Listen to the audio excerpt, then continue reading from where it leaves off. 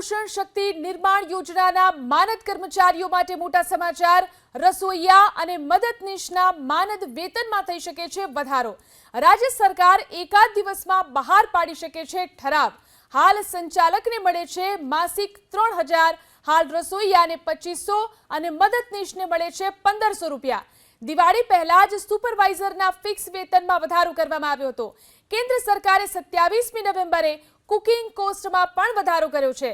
બાલવાટિકા અને પ્રાથમિક શાળાના લાભાર્થીને વિદ્યાર્થી દીઠ 74 પૈસાનો વધારો અને અપર પ્રાઇમરી શાળાના લાભાર્થી વિદ્યાર્થી દીઠ ₹1 અને 14 પૈસાનો વધારો કરવામાં આવ્યો છે।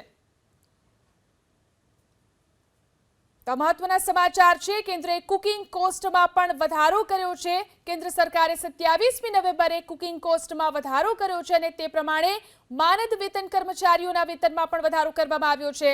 બાલવાટિકા અને પ્રાથમિક શાળાના લાભાર્થીઓ વિદ્યાર્થી દીઠ 74 પૈસાનો વધારો કરાયો છે, તો અપર પ્રાઇમરી માટે ₹1 અને 14 પૈસાનો વધારો કરાયો છે।